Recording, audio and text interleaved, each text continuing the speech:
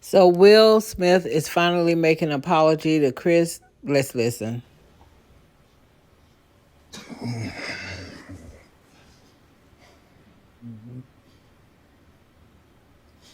Why didn't you apologize to Chris in your acceptance speech?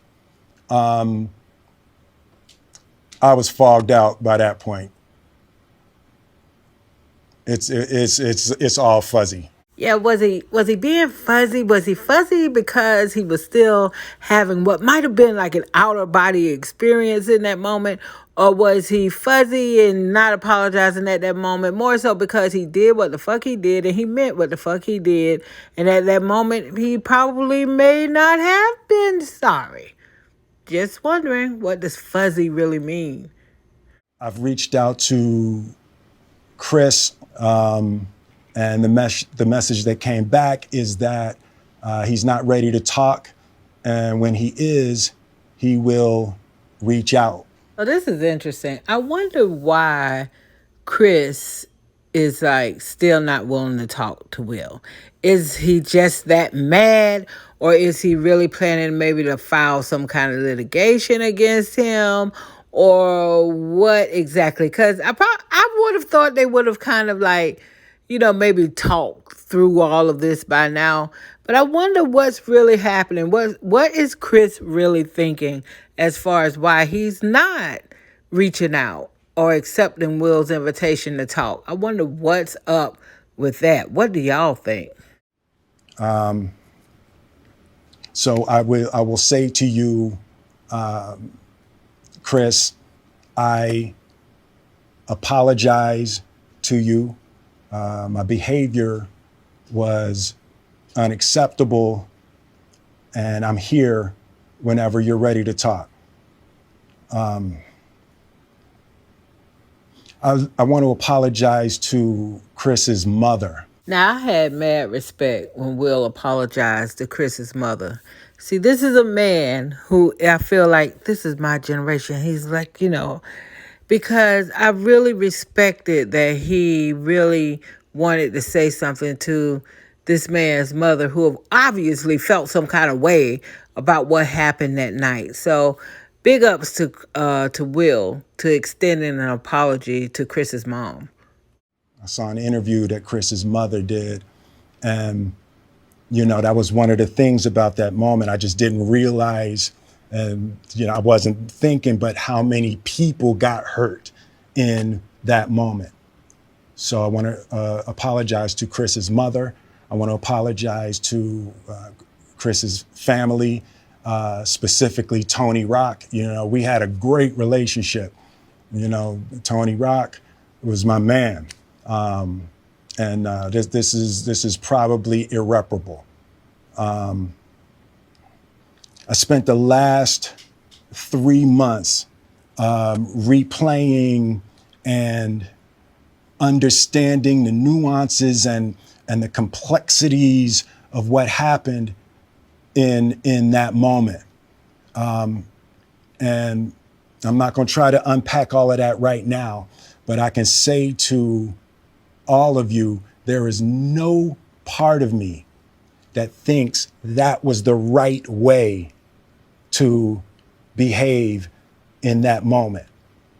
There's no part of me that thinks that's the optimal way to handle a feeling of disrespect or insults. Yeah, I think Will is kind of making it clear right here that, even though he is saying he's wrong for how he reacted, he wants to make it clear that though he was reacting to something, which was to him disrespect and insult. So again, he's saying, I shouldn't have done what I did. I shouldn't have reacted the way I did, but I was reacting to something, cause and effect. After Jada rolled her eyes, did she tell you to do something? No. It's like, I made a choice on my own from my own experiences, from my history with Chris, Jada had nothing to do with it.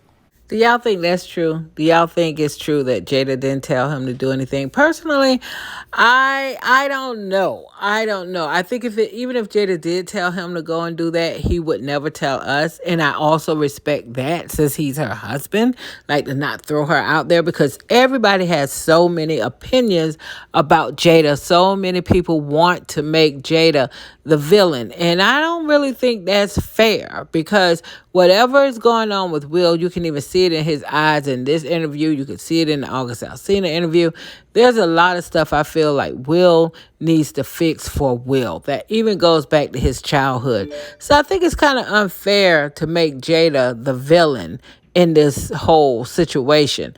But I don't know. Did she tell him to do something? Did her body language suggest he needed to do something?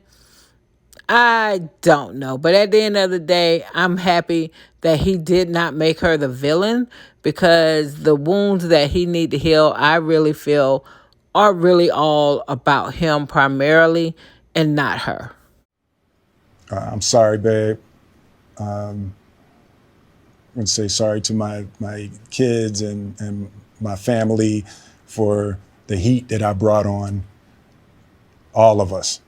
To all my fellow nominees, this is a community. It's like I won because you voted for me. And it really breaks my heart to have stolen and tarnished your moment.